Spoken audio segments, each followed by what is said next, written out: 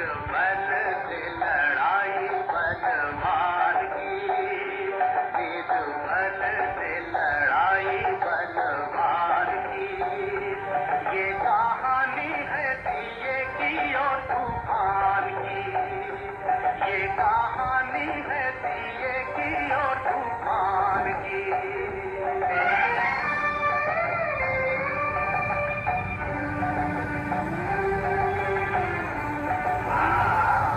एक रात अंधियारी थी, दिशाएं कारी कारी, मंद मंद पवन था चल रहा।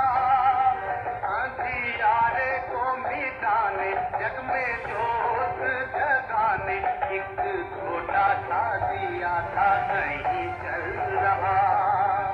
अपनी धुन में मगन, उसके तन में अगन, उसकी लौ में लगन भगवान की। ये कहानी है दिए की और तूफान की।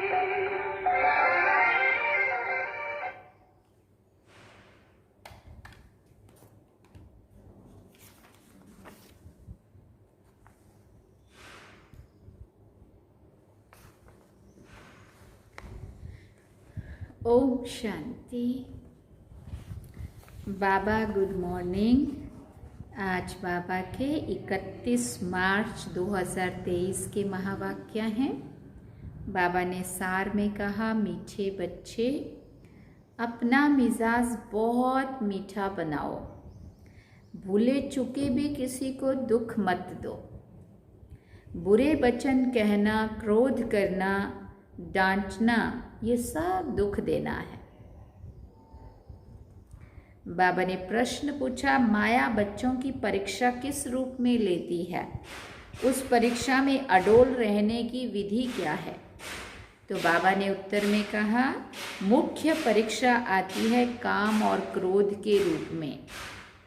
ये दोनों मुश्किल ही पीछा छोड़ते हैं। क्रोध का भूत घड़ी घड़ी दरवाजा खड़काता है। ये दोनों बाबा ने कहा देखता है, ये कहाँ भां भां तो नहीं करते हैं। अनेक प्रकार के तूफान दीपक को हिलाने की कोशिश करते हैं। इन परीक्षाओं में अडोल रहने के लिए एक सर्वशक्तिवान बाप से योग रखना है। अंदर खुशी के नगाड़े बजते रहें।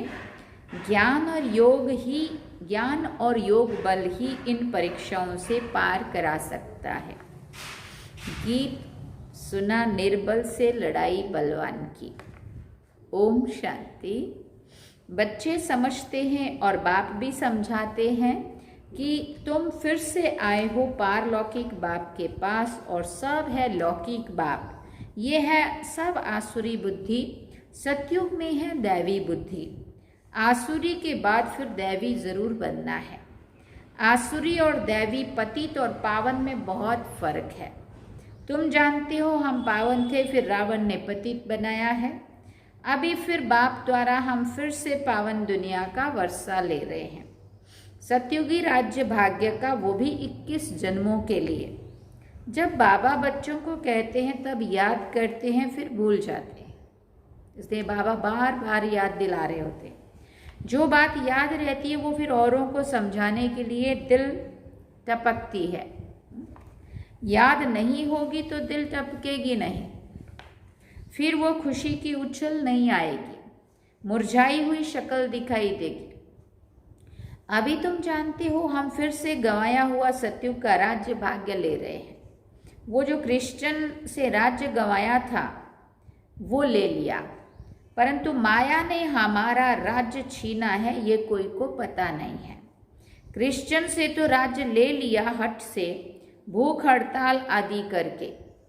यहाँ तो वो कोई बात नहीं है, तुम्हारे दिल में है। हम 5000 वर्ष पहले मौफिक फिर से राज्य भाग्य प्राप्त करते हैं बाप की श्रीमत पर चलने से।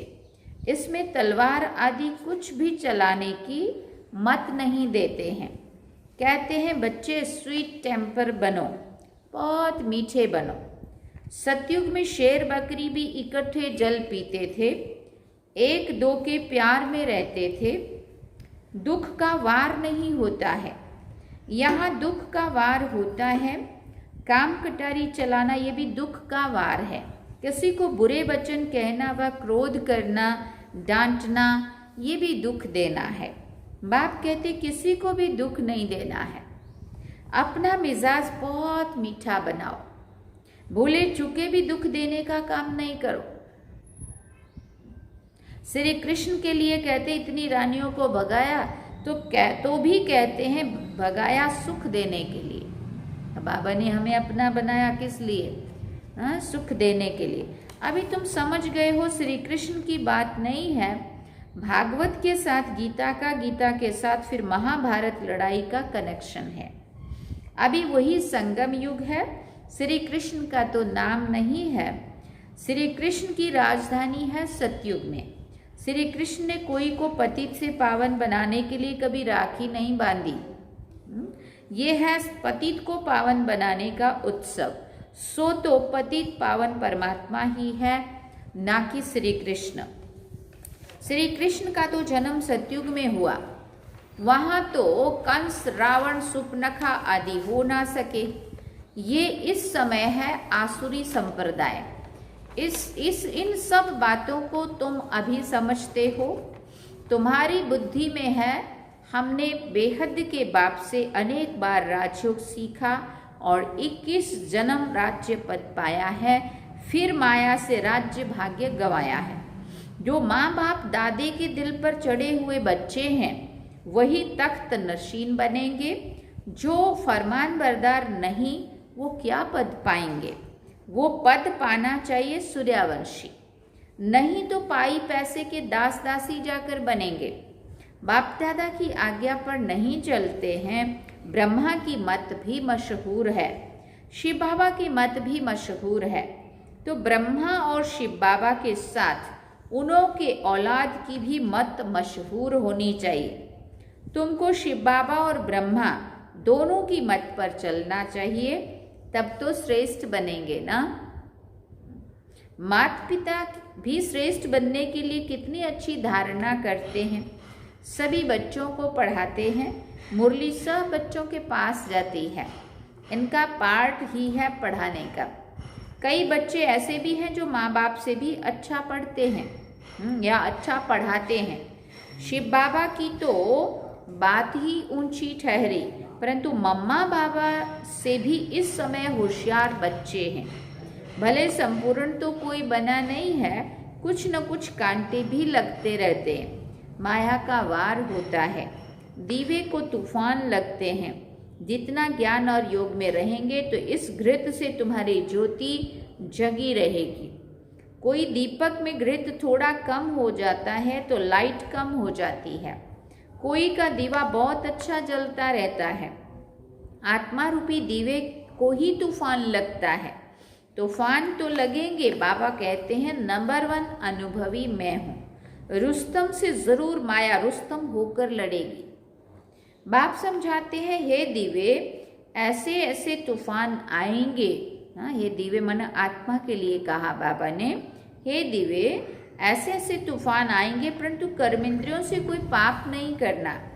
कोई ने कुछ कहा तो एक कान से सुन दूसरे से निकाल दिया। ऐसा अभ्यास करना पड़े। कोई भी मनुष्य की पूरी सत्यानाश कर देता। क्रोध भी मनुष्य की पूरी सत्यानाश कर देता है।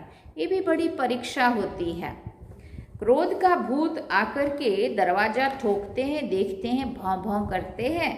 अगर कोई भौं भौं करने लग पड़ते हैं, माने बहुत क्रोध करते हैं बाबा, इसका मतलब ये, तो दीवा बुझ जाता है। अब जितना ज़्यादा क्रोध करेंगे, गुस्से में आएंगे, उतना आत्मा की एनर्जी कम होती है, फिर दीवा बुझने लगता है, आत्मा कमजोर बनने लगती है। माया सबकी परीक्षा लेती रहती है। समझा जाता है इनमें तो क्रोध था नहीं, अब फिर इनमें क्रोध आ गया है। बाबा के पास बहुत अच्छे अच्छे बच्चे थे, माया का तूफान सहन नहीं कर सके तो गिर पड़े। फिर कहा जाता है किस्मत। हम परीक्षा में ठहर नहीं सकते। बच्चों को तो परीक्षा में बड़ा अडोल रहना है। अंगद मिसल, इसलिए अंगद का मिसाल है। अंगद ने पांव जमाया जिसको कोई हिला ना सका। ये भी एक मिसाल है। तुम बच्चों के अंदर खुशी के नगाड़े बजने चाहिए। सर्वशक्तिवान बाबा के साथ योग लगाने से मदद आपे ही मिलती रहती है। कोई हथियार पवार नहीं लेते, बाबा सब युक्ति सिखलाते हैं। बाबा को याद करो तो विक्रम विनाश होंगे। क्रोध की भी स्टेजेस होती हैं। काम का भूत तो बड़ा खराब है। शल कोई में काम का भूत फिर से प्रवेश ना करे, उनको योग बल से निकाल देना है। योग से ही क्रोध का भूत भी निकलता है। घड़ी घड़ी दरवाजा खटकाते हैं, कहाँ मार्जिन देखी और घुस पड़ते। ये 5 चोर अंदर बहुत घाटा डाल देते हैं। हम कितने साहूकार थे, 5 विकारों ने कितना कंगाल बना दिया है। इतना बड़ा सरदार है काम। सेकंड नंबर है क्रोध। काम बच्चू बादशाह है, बड़ा मुश्किल से पीछा छोड़ते हैं। बड़ा भारी दुश्मन है, बहुत तंग करते हैं। बेचारी अबलाएं कितना मार खाती हैं, उन्हों की फरियाद सुनी नहीं जाती है। ये फरियाद सिर्फ एक बाप ही सुनने वाला है, परंतु वो भी सच्चे जो होंगे उन्हों की सुनेंगे, झूठों की नहीं। तो ये विकार मनुष्य को एकदम डर्टी बना देते हैं। क्रोध की बीमारी उथल पड़ी तो क्रोध अपनी भी सत्यानाश कराते, दूसरे की भी खुराक बंद हो जाती है, हंगामा होता है। तो बाप से जो खुराक लेने आते हैं उन्हों का वो बंद हो जाता है, उन्हों पर बंधन आ जाता है। फिर उनकी अविनाशी भविष्य जन्म जन्मांतर की आजीविका बंद हो जाती है। ऐसे जो परमपिता परमात्मा से वर्षा लेने में विघ्न डालते हैं उन पर कितना पाप पड़ेगा, बात मत पूछो। वो जैसे कि अपने ऊपर कृपा के बदले श्राप डालते हैं। कोई ट्रेटर बन जाते हैं तो कितने नुकसान करते हैं। भविष्य हीरे जैसा जीवन बनाने में रुकावट पड़ती है। इसलिए बाप कहते हैं महापापी, महा बेसमझ, महा कम वक्त देखना हो तो यहाँ देखो। इतने सख्त शब्दों में बाबा ने कहा। कोई अखबार में उल्टा सुल्टा डाल देते हैं तो बेचारी माताओं पर कितनी आपदाएं आ जाती है। जानते हुए और फिर कुछ करते हैं तो उन पर धर्मराज की कितनी मार पड़ेगी। बाप कहते हैं ऐसा काम कोई नहीं करे जो ट्रेटर बने और अबलाओं पर अत्याचार हो। उनको गाजी भी कहा जाता है। माथे में खून का टेम्परेचर चढ़ जाता है तो फिर तलवार उठाकर मारने लग पड़ते हैं। फिर उनको फांसी पर चढ़ा देते, यहाँ भी ऐसे बन पड़ते हैं। कोई में क्रोध का भूत आ जाता है, कोई तो कितनों की आजीविका बंद कर देते हैं। बाप कहते हैं ऐसे के लिए फिर बहुत कड़ी सजा है। जो ट्रेटर बनकर विघ्न डालते हैं उनके ऊपर बड़ा पाप चढ़ता है। चढ़े तो चाखे वैकुंठ रस, गिरे तो चकनाचूर। या तो वैकुंठ का मालिक या तो नौकर चाकर। ऐसा काम जो करेगा तो इतना ही पाप आत्मा भी बनेगा। बहुतों को दुख देने के निमित्त बन जाते हैं। बाबा को तरस पड़ता है, माताओं का तो रिगार्ड रखना है। वंदे मातरम गाई जाती है ना। बाप आकर कलश माताओं पर रखते हैं, उन पर अत्याचार बहुत होते हैं। तो सिकिलदे बच्चों को मदद बहुत देनी चाहिए। अगर कोई मदद के बदले और ही उल्टा काम करते तो कितना नुकसान हो जाएगा। बहुत स्पूत बनना है, आसुर को देवता बनाना है। बाबा तुम्हारा जीते जी नया चित्र बनाते हैं। आर्टिस्ट लोग चित्र बनाते हैं ना, फिर जो बहुत अच्छा बनाते हैं उनको इनाम मिलता है। ये बाप कहते हैं मैं ज्ञान और योग बल से तुम्हारे चित्र ऐसे बना रहा हूँ जो तुमको ये शरीर छोड़ने के बाद एकदम फर्स्ट क्लास शरीर मिल जाएगा, तो मनुष्य से देवता बन जाएंगे। ज्ञान योग बल से तुम कितने गोरे बन जाते हो। बाबा जैसा फर्स्ट क्लास कारीगर कोई होता नहीं है। ये बाप का ही काम है मनुष्य से देवता बनना, मनुष्य को देवता बनाना। यह है नंबर 1 सर्विस, जिससे सारी दुनिया पलट जाती है, माना परिवर्तन हो जाती है। उस स्वीट फादर को कोई जानते नहीं है। सर्वव्यापी कह देते हैं। मनुष्यों की बुद्धि में ये भी नहीं है कि ये पतित दुनिया नरक है, ये फिर तुम बच्चों की ही बुद्धि में है। बड़े बड़े करोड़पति, सबका धन मिट्टी में मिल जाएगा, बड़े दुखी होकर मरेंगे। आजकल तो बड़े बड़े आदमियों को भी मारते रहते हैं, दुश्मनी कड़ी हो जाती है तो बात मत पूछो। बड़ा खराब समय आना है। अब तुम बच्चे पुरुषार्थ कर रहे हो भविष्य के लिए, और कोई भी भविष्य के लिए पुरुषार्थ नहीं करते हैं। पुरुषार्थ में फिर माया भुला देती है, फिर जैसे के तैसे बन जाते हैं। माया एकदम मुंह फेर देती है, इसलिए बहुत संभाल करनी है। जितना हो सके खुशी से बाबा को याद करना है। हम बाबा से 21 जन्म सुख का फिर से वर्षा पा रहे हैं। बाप को याद करने से खुशी होगी। वो इन आंखों से महल आदि देखते हैं तब खुशी होती है। तुम दिव्य दृष्टि से अथवा ज्ञान के तीसरे नेत्र से जानते हो कि हम बाबा से सदा सुख का वर्षा लेते हैं।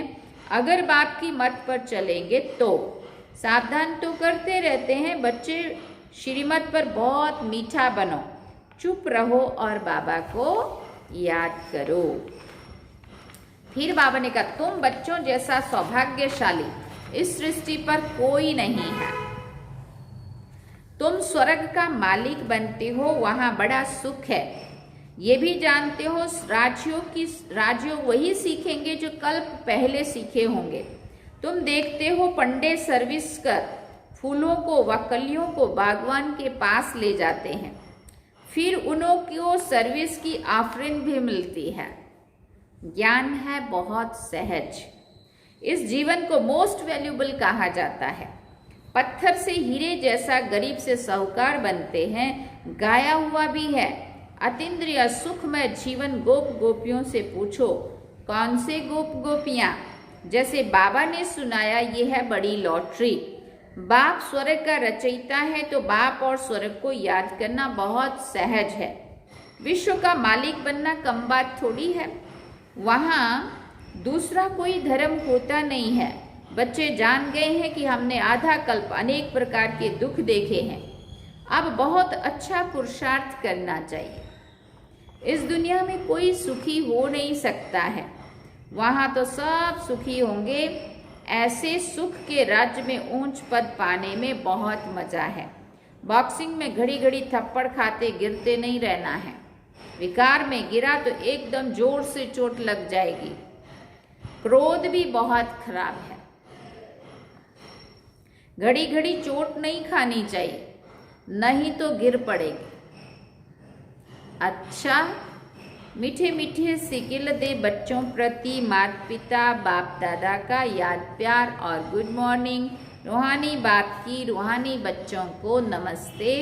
हम रूहानी बच्चों की रूहानी माता पिता बाप दादा को दिल व जान सिकवा प्रेम से याद प्यार, गुड मॉर्निंग, नमस्ते, थैंक यू बाबा, शुक्रिया बाबा। अब धारणा के लिए मुख्य सार है। पहला पॉइंट, ऐसा कोई भी कर्म नहीं करना है जो अपने ऊपर कृपा की बजाय श्राप आ जाए। कोई भी भूत के वश होकर ट्रेटर कभी नहीं बनना है। दूसरा पॉइंट, श्रीमत पर बहुत बहुत मीठा बनना है, चुप रहना है, बहुत मीठे मिजाज से बात करनी है। कभी भी काम या क्रोध के वश नहीं होना है। वरदान में बाबा ने कहा, सरल संस्कारों द्वारा अच्छे बुरे की आकर्षण से परे रहने वाले सदा हर्षित मुख भव, हर्षित मूर्त भव। सरल संस्कारों द्वारा अच्छे व बुरे की आकर्षण से परे रहने वाले सदा हर्षित मूर्त भव। अपने संस्कारों को ऐसा इजी बनाओ तो हर कार्य करते भी इजी रहेंगे। यदि संस्कार टाइट है तो सर्कमस्टांसेस भी टाइट हो जाते हैं। संबंध संपर्क वाले भी टाइट व्यवहार करते हैं। टाइट अर्थात खींचा तान में रहने वाले। इसलिए सरल स्वभावों, सरल संस्कारों द्वारा ड्रामा के हर दृश्य को देखते हुए अच्छे और बुरे की आकर्षण से परे रहो। ना अच्छाई आकर्षित करे ना बुराई, तब हर्षित रह सकेंगे। स्लोगन में बाबा ने कहा, जो सर्व प्राप्तियों से संपन्न है वही इच्छा मात्रम अविद्या है। जो सर्व प्राप्तियों से संपन्न है वही इच्छा मात्रम अविद्या है। अच्छा, ओम शांति। सार में बाबा ने कहा, मीठे बच्चे अपना मिजाज बहुत मीठा बनाओ। भूले चुके भी किसी को दुख मत दो। बुरे वचन कहना, क्रोध करना, डांटना, डैश डैश, ये सब दुख देना है। और गीत सुना, निर्बल की लड़ाई बलवान से। तो ये थे आज के बाबा के महावाक्य जो हम सभी ने सुने। अब हम बाबा को याद करेंगे। चलिए बाबा की याद।